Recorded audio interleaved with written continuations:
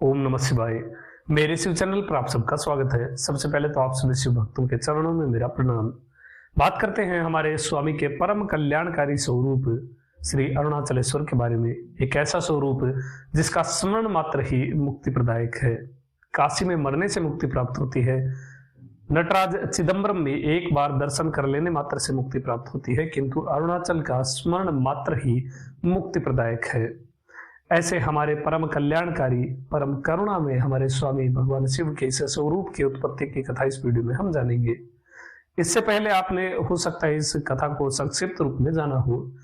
शिव महापुराण में ये वर्णित है, जब ब्रह्मा और विष्णु के मध्य युद्ध हुआ इस बात को लेकर कि बड़ा कौन है, तब हमारे स्वामी इन दोनों के मध्य में अग्निस्तंभ रूप से प्रकट हुए थे और वो केतकी को श्राप मिलने की कथा ये सब आप जानते हैं। किंतु ये अभी जो आप सुनने वाले हैं बिल्कुल ही आपके पूरे व्यू को चेंज कर देगा।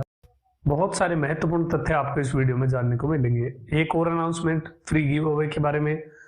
आप सभी शिव भक्तों को ये वीडियो, जितने भी शिव भक्त हैं, जितने भी व्हाट्सएप ग्रुप वगैरह हैं जो शिव भक्तों के, केवल उन ग्रुपों में आपको ये वीडियो शेयर करना है।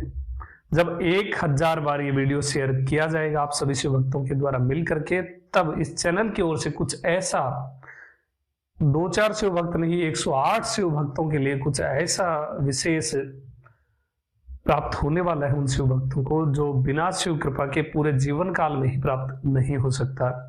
ऐसे दुर्लभ शिव से संबंधित वस्तु आप उन लकी, बिल्कुल सौभाग्यशाली 108 शिव भक्तों को प्राप्त होगी। वो कौन होंगे, कैसे होंगे, वो आगे की स्टेप में मैं आप सभी शिव भक्तों को बताऊंगा। अभी पहला कार्य ये है कि इस वीडियो को ज्यादा से ज्यादा शिव भक्तों तक आपको पहुंचाना है। बात कर लेते हैं अरुणाचल के उत्पत्ति की कथा के बारे में। ये कथा आपने बहुत बार शिव पुराण में पढ़ी होगी, और शिव पुराण, लिंग पुराण, स्कंद पुराण, बहुत सारे पुराणों में ये कथा आती है। जब ब्रह्मा विष्णु के मध्य में युद्ध हुआ तब हमारे स्वामी अग्निस्तंभ रूप से उन दोनों के मध्य में प्रकट हुए थे, और ब्रह्मा विष्णु दोनों ही इस अग्निस्तंभ का छोर ढूंढने के लिए निकले थे। अब इसको बिल्कुल स्टार्टिंग से हम जानते हैं। देखिए, जब दोनों के मध्य इस अहंकार की बात को लेकर के युद्ध हुआ कि बड़ा कौन है, जब पिता और पुत्र में, जब दोनों पिता पुत्र के मध्य ये अहंकार को लेकर के युद्ध हुआ, पिता नारायण और पुत्र ब्रह्मा, क्योंकि नारायण के नाभि कमल से ब्रह्मा की उत्पत्ति हुई, इसलिए इन दोनों पिता पुत्र में अहंकार का प्रभाव जब हुआ कि बड़ा कौन है, प्रभुता को लेकर के युद्ध हुआ, तब देवता दुखी हुए। ये चीज आप इजीली पढ़ लेते हैं एक कथा के रूप में, लेकिन एक चीज सोचिए, देवता दुखी क्यों हुए। अब मान लीजिए, जब देवताओं की ड्यूटी है, उनका कर्तव्य है, इस सृष्टि के संचालन में अपने अपने वो दायित्व निभाते हैं। यदि किसी स्टाफ का कोई ऊपर का अधिकारी नहीं आता है कार्यालय में, तो उस स्टाफ को, उस जो भी कार्य करता है, उसको तो अच्छा लगना चाहिए कि उसके ऊपर उसका बॉस नहीं है, उसे बताने वाला कोई नहीं है, उसके ऊपर वर्क प्रेशर के लिए कोई भी नहीं है, कार्य के दबाव के लिए कोई भी नहीं है, टोकने वाला कोई नहीं है, तो उल्टा उनको प्रसन्न होना चाहिए। बल्कि यहाँ पर तो देवता दुखी हो रहे थे। क्यों? क्योंकि पूरे सृष्टि का संचालन ही रुक गया था। सृष्टि के रचयिता और सृष्टि के पालनकर्ता दोनों ही युद्ध कर रहे थे, इसलिए सभी देवता फ्री हो गए थे। अब फ्री होने पर उल्टा उन्हें प्रसन्न होना चाहिए, जबकि वो दुखी थे। दुखी क्यों थे? क्योंकि वो शिवद्रोही बन रहे थे। शिवद्रोही किस लिए? क्योंकि उनकी नियुक्ति स्वयं हमारे स्वामी के द्वारा की गई है। जितने भी देवी देवता हैं सब अपने पद पर अब उस देवत्व पर प्रतिष्ठित हैं। उन्होंने शिवलिंग की पूजा की है, इसलिए वो शिव के द्वारा नियुक्त हैं। अब वो शिव का कार्य नहीं कर रहे हैं, इसलिए वो शिवद्रोही कहलाते हैं। पूरी सृष्टि का संचालन कार्य, पूरी सृष्टि का कार्य रुका हुआ था और देवता अपना कार्य नहीं कर पा रहे थे, इसलिए उन्हें भय था कि वो शिवद्रोही ना कहलाए जाएं, इसलिए देवता दुखी हुए। यह बात आपको शिव महापुराण में जो संक्षिप्त आप पढ़ते हैं उसमें नहीं मिलेगी। इसलिए बहुत सारी, मैंने बहुत बार इस चैनल पर बताया है कि शिव से संबंधित बात केवल शैव संप्रदाय वालों से ही पूछनी चाहिए, जो शैव से रिलेटेड है केवल उन्हीं से पूछनी चाहिए। अब देवताओं को दुखी देख करके हमारे करुणामय स्वामी उस युद्ध भूमि में एक अग्नि स्तंभ के रूप में प्रकट हुए। एक ऐसा अग्नि का स्तंभ जिसकी ज्वालाएं, जिसकी अग्नि सहस्त्र कोटि सूर्यों से भी अधिक थी, ऐसा वो अग्नि स्तंभ दोनों के बीच में प्रकट हुआ। देखिए, ध्यान देने वाली बात यह है, जब आपस में कोई लड़ता है और वो मान लीजिए वो समान लेवल के हैं और उससे ऊपर का कोई होता है, उससे उनसे बड़ा होता है, वो यूजुअली बीच में आएगा और कहेगा अरे लड़ो मत, मैं बड़ा हूं तुम्हें। लेकिन यहाँ ऐसा स्वामी ने कुछ भी नहीं किया। बिना एक शब्द कहे स्वामी सीधे अग्निस्तंभ रूप से प्रकट हुए। ये अरुणाचल की उत्पत्ति की कथा है। अरुणाचलेश्वर केवल मात्र ऐसा शिवलिंग है, ऐसा लिंगम है, ब्रह्मांड का सबसे बड़ा लिंगम है, जहां स्वामी ने दर्शाया है कि वो कौन है, जहां स्वामी ने दिखाया है कि वो क्या है। बिना एक शब्द कहे, बिना दोनों को ऐसा वर्बली या फिर वार्ता के द्वारा रोके, सीधा से अग्निस्तंभ रूप से प्रकट हुए। अब मान लीजिए आप जो भी सुन रहा है वो खुद पर लेकर के देखिए। मान लीजिए आप किसी के साथ लड़ रहे हैं और सामने से एक बार एकदम से दीवार गिरने लग जाए तो आप लड़ेंगे, आपका लड़ना वैसे ही बंद हो जाएगा और आप देखेंगे कि क्या हो रहा है। वही सिचुएशन हुई ब्रह्मा और विष्णु के बीच। जब स्वामी प्रकट हुए तो दोनों भयभीत हो गए और उस अग्नि स्तंभ जिसकी परिधि बहुत विस्तृत थी, उन दोनों के बीच में प्रकट हुए तो दोनों विस्मय करके उस अग्नि स्तंभ को देखने लग गए। तब उस अग्नि स्तंभ से आकाशवाणी हुई कि तुम दोनों में से जो कोई भी इस स्तंभ का, इस अग्नि स्तंभ का छोर ढूंढ लेगा, वही तुम दोनों में बड़ा होगा। अब आणव मलम, जो देखिए अहंकार कितना प्रबल होता है। जब अहंकार, ये हमारे ऊपर भी, जो आज के समय में हम जीवन जी रहे हैं, ये चीज हमारे ऊपर भी लागू होती है। जब अहंकार बढ़ता है तब हम क्या क्या कर लेते हैं, उस हमारे प्रभुता को स्थापित करने के लिए, उसे दिखाने के लिए। जब अहंकार की प्रबलता बढ़ी तब देखिए जो सृष्टि के पालन करता है वो वाराह का रूप धारण किए और उस स्तंभ का छोर ढूंढने नीचे की ओर गए और ब्रह्मा हंस का रूप धारण करके ऊपर की ओर गए। दोनों अपनी अपनी दिशाओं में बढ़ने लग गए। नारायण वाराह का रूप धारण करके नीचे की ओर जा रहे थे और उन्हें बहुत समय बीत गया, किंतु उस आदि अंत के हीन उस अग्नि स्तंभ का उन्हें कोई छोर नहीं मिला। तब उनका जो वाराह का शरीर था, उनकी जो दाढ़ें थी वो पूरी विदीर्ण हो गई, पूरे शरीर के संधि बंधन टूटने लग गए थे, पूरा शरीर उनका टूट रहा था। तब नारायण ने स्वयं को धिक्कारा कि इस पूरी क्रिया का कारण अहंकार है, स्वामी का आदि अंत कैसे हो सकता है। तब उन्होंने उसी क्षण स्वयं को शिव के शरणागत किया और शिव कृपा से उन्हें वापस उस युद्ध स्थल तक पहुंचने में कोई समय नहीं लगा। शिव कृपा से वो उस युद्ध भूमि में उस स्तर पर पहुंच गए। उधर ब्रह्मा जी ऊपर की ओर जा रहे थे, तब उन्हें केतकी का पुष्प दिखा जो नीचे की ओर गिर रहा था। अब ये कथा आप बहुत सारे शिव भक्तों ने पहले सुनी है, किंतु एक तथ्य मैं अभी आपसे सब शिव भक्तों से पूछ रहा हूं कि देखिए, केतकी का पुष्प नीचे गिर रहा था तो ब्रह्मा जी ने उससे पूछा कि तुम कौन हो और कहां से आ रहे हो, कहां से गिर रहे हो। तब केतकी ने उत्तर दिया कि मैं स्वामी के सिरोभाग से गिर रहा हूं और मुझे बहुत समय बीत गया है, मैं अभी मध्य भाग तक ही पहुंचा हूं। अब ब्रह्मा जी ने ये बात सोची कि मैं अभी मध्य भाग में हूं, मुझे इतना समय बीत चुका है, तो मैं इसका आदि अंत, इसका छोर नहीं ढूंढ सकता। तब ब्रह्मा जी ने केतकी से कहा कि तुम मेरे लिए साक्षी बन जाओ और ऐसा कह देना, ऐसी झूठी गवाही दे देना कि ब्रह्मा जी ने इस स्तंभ का छोर ढूंढ लिया है।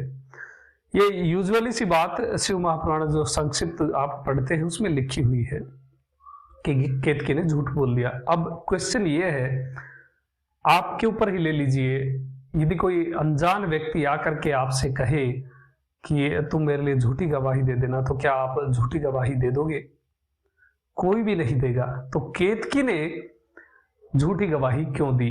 ये बात सोचने लायक है। ये शिव महापुराण जो संक्षिप्त आप पढ़ते हैं उसमें मेंशन नहीं है। इसीलिए शिव की बातें केवल शैवों से ही पूछनी चाहिए। हर जगह फिर लोग कंफ्यूज कर देते हैं, क्योंकि जितना उन्हें पता होता है वो उतना ही आपको बताते हैं, और पूरी तरह से सेटिस्फाई ना करके वो फिर आप वो मझधार में ही फंसे रह जाते हैं। इसलिए शिव की बातें केवल शैवों से ही पूछे, नारायण की बातें वैष्णवों से ही पूछे। जो जिस संप्रदाय से बिलोंग करता है उसी से ज्ञान लेना चाहिए, वही आपको अच्छी और ऑथेंटिक नॉलेज डिलीवर कर सकते हैं। तो क्वेश्चन ये है कि केतकी ने झूठ क्यों बोला? क्योंकि ब्रह्मा जी ने जब कहा तो केतकी ने साफ मना कर दिया था। तब ब्रह्मा जी ने कहा कि मैं इस सृष्टि का रचयिता हूं, यदि तुम मेरा साथ नहीं दोगे तो मैं आगे से तुम्हारा वंश ही खत्म कर दूंगा, तुम्हारा वंश ही सृष्टि में नहीं होगा। इस बात को सुनकर के केतकी ने भयभीत होते हुए ये झूठी गवाही देने के लिए हाँ करी, क्योंकि वो शिव के सिरोभाग पर चढ़ते थे। केतकी स्वामी के सिरोभाग पर चढ़ते थे और उन्हें डर था कि यदि इन्होंने सृष्टि में हमारी रचना ही बंद कर दी तो फिर हम स्वामी की सेवा किस प्रकार से कर पाएंगे। इसलिए केतकी ने झूठी गवाही दी थी। अब जैसे ही केतकी ने हाँ करी तो ब्रह्मा जी युद्ध स्थल में पहुंचे और अहंकार के वश में थे तो शब्द थे, ओ विष्णु, मैंने इस स्तंभ का, इस अग्नि स्तंभ का छोर ढूंढ लिया है। अगेन स्वामी ने कोई भी एक भी वर्ड नहीं कहा, एक भी शब्द नहीं कहा। वो जो अग्नि स्तंभ था उसका विस्तार भयानक रूप से और भी बढ़ गया। वो ज्वालाएं, वो अग्नि स्तंभ और भी विशालकाय हो गया और इतना भयंकर नाद हुआ कि देवता भागने लग गए। ब्रह्मा जी के झूठ के कारण सब समझ गए थे कि जो स्वामी ने एक्शन किया कि ये ब्रह्मा जी के झूठ के कारण हुआ है, और उस भयंकर नाद को सुनकर के, उस अग्नि स्तंभ की विकरालता को देख करके ब्रह्मा जी तुरंत शरणागत हुए कि मैंने झूठ कहा है, झूठ कहा है।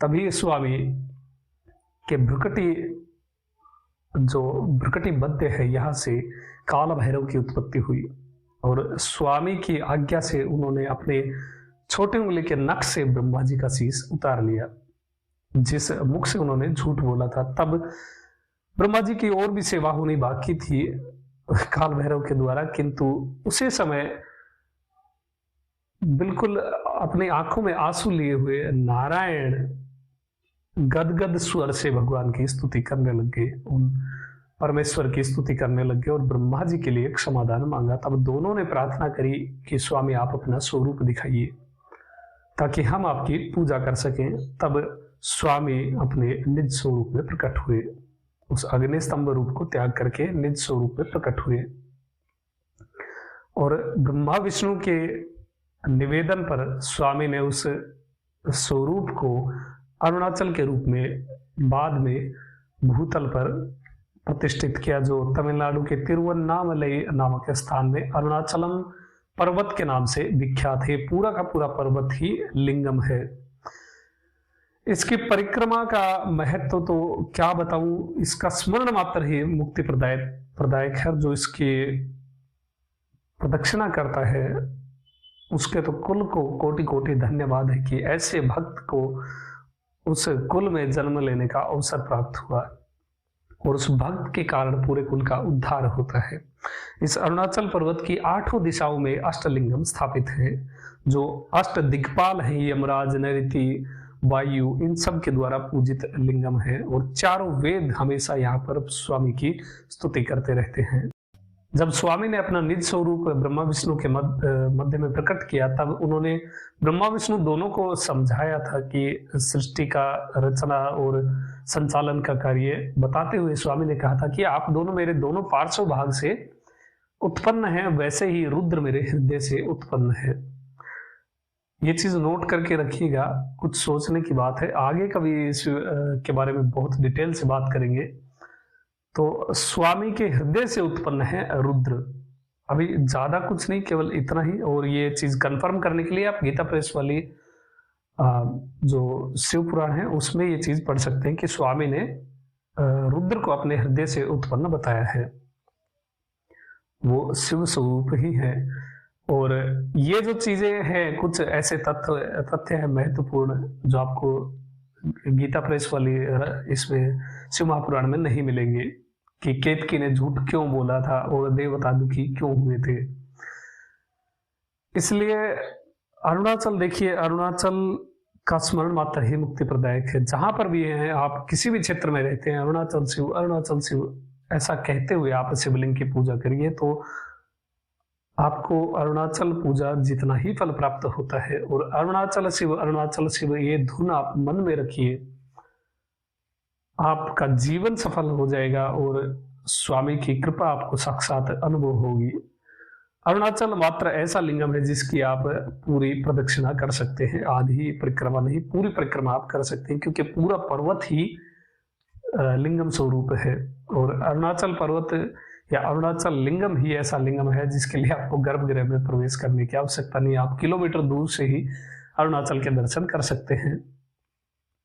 तो ये थी कथा अरुणाचल की उत्पत्ति के विषय में। वीडियो को शेयर करना है, बहुत सारे शिव भक्तों तक ये बातें पहुंचानी है, और इस चैनल से जितने शिव भक्तों को आप जोड़ पाएंगे उतना अधिक पुण्य आपको भी प्राप्त होगा, लेकिन केवल शिव भक्तों को। और बहुत जल्द फ्री गिव अवे के बारे में डिटेल आएगी जब इस वीडियो के 1000 शेयर हो जाएंगे, जब इस फ्री गिव अवे के बारे में वीडियो आएगी। तो अभी तक के लिए इतना ही। आप अरुणाचल शिव कहते हुए अपने आसपास जो भी शिवलिंग स्थापित है उसकी पूजा करें, या घर में ही जो आपके पास लिंगम है उसकी पूजा अरुणाचल शिव बोलते हुए कर सकते हैं। अभी तक के लिए इतना ही। आपका दिन शुभ हो, महादेव कृपा करे। अरुणाचल शिव। ओम नमः शिवाय।